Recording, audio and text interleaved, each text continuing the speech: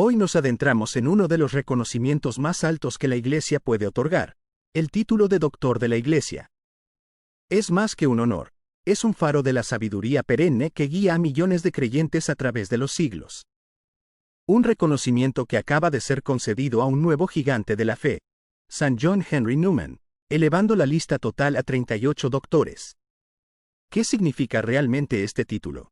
¿Quiénes lo poseen? Acompáñenme en este viaje a través de la historia y la doctrina de la Iglesia Católica. El término proviene del latín Doctor Ecclesiae, que se traduce como Maestro de la Iglesia.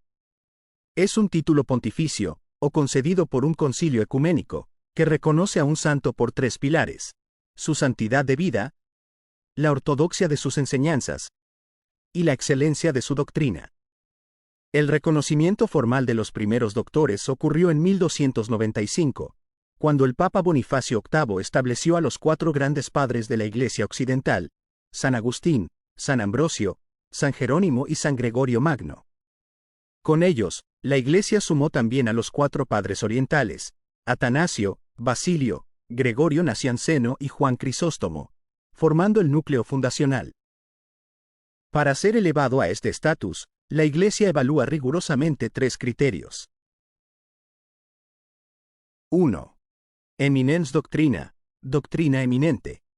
El santo debe haber contribuido con obras escritas de valor excepcional a la teología, la moral o la espiritualidad, que deben ser ortodoxas y servir a la Iglesia universal. 2. Insignis vitae sanctitas, santidad de vida insigne. El aspirante debe ser previamente canonizado.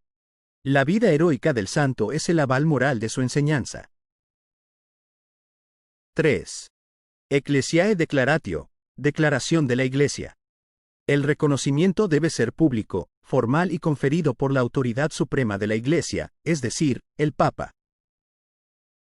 El proceso se inicia con una petición formal, que puede venir de una orden religiosa o una conferencia episcopal. Esta postulación pasa a manos expertas para un estudio exhaustivo, una auditoría teológica, realizada por las congregaciones vaticanas para confirmar la eminens doctrina. Finalmente, si el juicio es positivo, la decisión papal se anuncia a través de una carta apostólica o motu proprio, en un evento solemne. Contamos con 38 doctores. Sus épocas y aportes son inmensamente variados.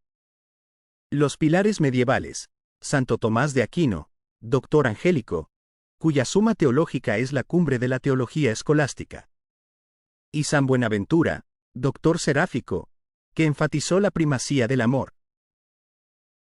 Los defensores y reformadores: figuras como San Roberto Belarmino, que defendió la fe tras la Reforma, y San Alfonso María de Ligorio, que revitalizó la teología moral con un enfoque en la misericordia.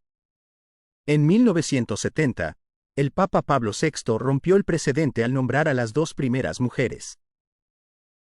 Santa Teresa de Jesús, de Ávila, maestra de oración, y Santa Catalina de Siena, consejera de papas.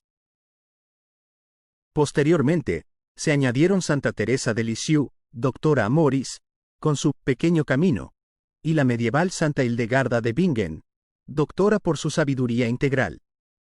Este reconocimiento a las 4 mujeres subraya que la excelencia doctrinal no conoce barreras de género. La tradición de los doctores sigue viva, ofreciendo maestros para cada época. El pasado 1 de noviembre de 2025, la Iglesia sumó a su lista a San John Henry Newman. Newman, un converso del anglicanismo, es un doctor para nuestro tiempo.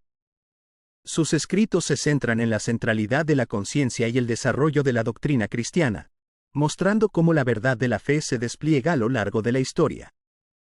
Su inclusión es un llamado al discernimiento personal y a la búsqueda intelectual rigurosa en la Iglesia contemporánea. Es, para muchos, el doctor conscientiae, doctor de la conciencia. Estos son solo algunos de los luminares que la Iglesia honra. Más allá de los que hemos detallado, la rica constelación de doctores incluye a figuras tan diversas como San León Magno, San Isidoro de Sevilla, San Pedro Crisólogo, San Beda el Venerable, San Juan Damasceno, San Efrén de Siria, San Cirilo de Alejandría, San Cirilo de Jerusalén. San Pedro Damián, San Anselmo de Canterbury, San Bernardo de Claraval, San Hilario de Poitiers. San Ireneo de León, San Juan de Ávila, San Lorenzo de Brindis, San Francisco de Sales. San Alberto Magno, San Pedro Canicio, y San Antonio de Padua. Cada uno, con su genio y su santidad, enriqueció inmensamente nuestra comprensión de la fe. Todos estos 38 doctores nos ofrecen una garantía de ortodoxia y un testimonio vivo de que la santidad y la inteligencia van de la mano.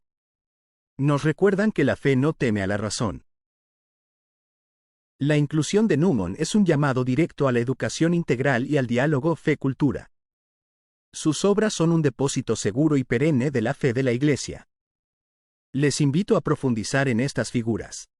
Suscríbanse a nuestro canal para explorar las vidas de algunos de los doctores de la Iglesia y otros santos inspiradores. Y sí, tomen un libro de cualquiera de estos 38 gigantes, ya sea San Agustín, las Teresas, o el recién proclamado Cardenal Newman. Permitan que su sabiduría ilumine su propio camino de fe y les guíe en su jornada espiritual. Hasta la próxima, y que Dios les bendiga a todos.